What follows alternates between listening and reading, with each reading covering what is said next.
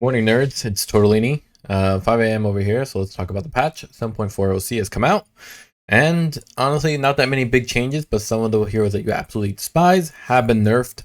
Heroes like Clinkz, Broodmother, and more. Let's break it down. So let's break it down first. Khanda can now be disassembled. If you don't know what it takes to build Khanda, it's basically Phylactery plus Soul Booster, and Soul Booster are the components to make Octarine Core, so we'll see maybe this is a very long shot, but maybe somebody rushes all the way up to Khanda, disassembles that to make Octarine in the late parts of the game. There's two heroes that are very similar to one another in terms of nerfs. One is Abaddon, where it no longer applies to illusions. His Curse of the Avernus, so Manta Style doesn't have as much inherent value as it did before, because Manta Style served both as a pseudo, I don't want to buy BKB dispel for Abaddon, as well as the fact that Curse of Avernus worked on illusions. Now, the second hero that is also like that is Broodmother, which was very popular this patch. Broodmother also, we scroll down here, Incapacitating Bite, which was a very annoying spell where it caused you to miss and be slowed if you attack miss. That also no longer works for illusion. So two big nerfs for two relatively annoying heroes to play against. But we didn't really see much Bloodseeker in this current meta, mainly because a lot of ranged heroes kind of just make it difficult to play Bloodseeker. More importantly, he also gets absolutely bullied out of the lane by most heroes. That said, his Blood Rage, max health damage per second decreased from 1.4 to 1.2, makes it a little more manageable if you max that out second. I think people are kind of debating between maxing out Blood Right first or Blood Rage first. Regardless, Blood Rage should be maxed out second when you start farming. The other thing is they improved kind of his survivability with a little bit more talent, but decreased his attack speed from agility, plus Blood Rage also gives a nice hefty amount of agility if I remember. So some slight nerfs in the mid game for Bloodseeker in terms of output, but a lot more better survivability during the early games of both farming as well as late. So if you're watching this video, you probably want to know how badly they killed Clinkz, and I would say they murdered him, had a funeral, buried him deep, 6 feet deep, and then left him to rot if he wasn't already rotting as a skeleton corpse. But in any case, they nerfed Clinkz here. The big part to understand about Clinkz, and if you saw my other videos for some strange reason, basically the hero had a very easy laning stage, and that made his Desolator come up very quickly, talking about 14-15 minutes. And that meant he was a very easy hero killer. Now that's just Clinkz in a nutshell. Clinkz is just annoying like that.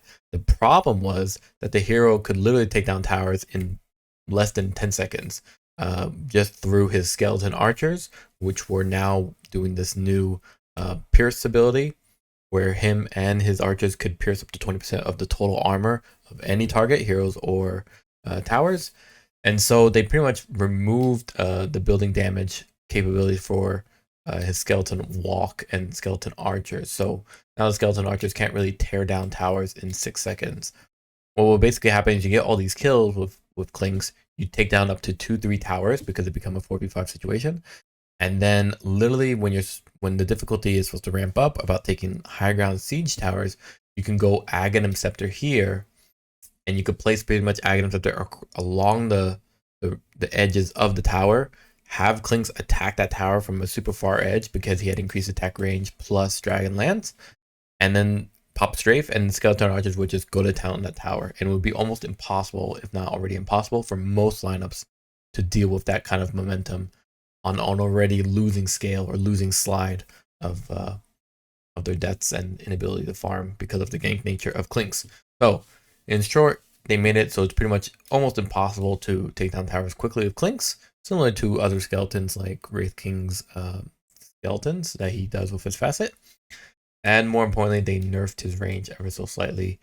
And on top of that, Aghs Scepter now becomes a lot less desirable, similar to how he was pre-patch. Okay, Largo's out. probably the first hero to go from release to captain's mode in the fastest time yet. World record, if you want to call it that. His mana pool is a little bit better, or a little bit more capable of managing the different spells that he has, including the Lick, which has a relatively low cooldown. Frogstomp having a bit better damage, at least towards the mid game. I think it's max second, if I remember. So perfect little bump of value there on top of the mini stun. And an Amphibian Rhapsody now can be toggled while silenced, as well as a slightly larger AoE is also very much appreciated for a hero that really likes to stay in the meat of a battle while also providing some great vibes with music. So one small note for Monkey King I think is interesting here is that it's a pretty big jump. It's a 15 damage jump for Jingu Mastery. Personally, I think this could mean that he comes back as a Pos 2, or even Pos 1, maybe. I don't know. He does have a little bit of trouble with his ultimate still being kind of lackluster, and a lot of his abilities kind of just predicating on the idea that enemies don't move. So yeah, it could be interesting when playing against a lot of the popular range heroes that are coming out, like Shadow Fiend, like Drow Ranger. But I'm talking offhand here without any research, so I might be wrong. This level 10 talent, Primal Spring max damage increased from 85 to 90. I think that's a reverse of a nerf they had placed before. If not, regardless, this also means this Aghs shard becomes slightly more valuable. Maybe even can wipe creep waves now with Aghs shard and I don't know what his stun is called, whatever that stun is called. Boundless Strike. So for PA, real quick, this level 10 talent Stifling Dagger cooldown reduction increased from 1.5 to 2. It's about a 30% reduction. I think the cooldown for Stifling Dagger is 6 seconds, so it's 30% is pretty massive. However, the alternative is something that's also very appealing for PA as well. It's the Phantom Strike duration plus 0.6 duration. So that's a 2.5 second duration to a 3.1 jump, which is also fairly appealing as well. So I think people are not going to switch over to the dagger talent, though it does scale up with the different talents that you could have with Phantom Lancer, including Stifling Dagger damage, including triple strike Stifling Dagger at level 25. So maybe it could mean people are going to start picking that. I mean, people are playing the Sweet Release PA, which means that Stifling Dagger recasts when an enemy dies, which can be fairly appealing for this kind of build, at least for level 15 and 25 talent. But one of the last aspects to talk about is Eyes in the Forest. Treant Protector was being picked a lot at the higher levels, just because the Eyes of the Forest Aghs shard was pretty much free wards without any downside to it. Now it costs 50 gold bounty when killed, so at least you'll be a little bit more punished for throwing out free vision with absolutely no repercussions of how much gold you're giving to the enemy. Now you have to be concerned. And lastly, Viper. This is a hero that I used to love a lot. Once again, turned to dog shit. Corrosive Skin in later parts of the match are even shittier. So the Caustic Bath with Aghs Scepter makes him even worse to play. On top of that, this Predator damage per missing health increased from 0.25 to 0.3. I think it's the second time he's been buffed to 7.40. It's still terrible, so don't even bother. Okay, last change to talk about is the overall awareness that a lot of strength heroes or high health based heroes have been nerfed ever so slightly, losing a bit of health scaling. So Aghs, for example, got nerfed, lost a bit of health here. You can see a trend across here for, like, I think Slardar is another one.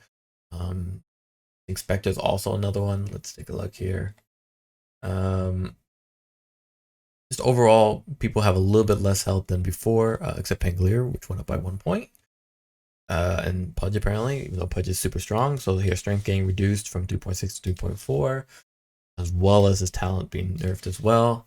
You can see here Spectre as well, same things. Honestly, these heroes just had an insane amount of health, and then they would go items like Scotty, or Slardar would go like BKB Aghs Scepter, and he would just have an incredible amount of survivability that just made him impossible once he started snowballing. Here's another one, just a small decrease for Tidehunter, and then another one for Timbersaw, a little more on this one. Second part here.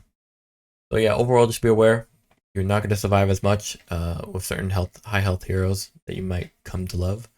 But don't worry, Scotty and Art are still on the board.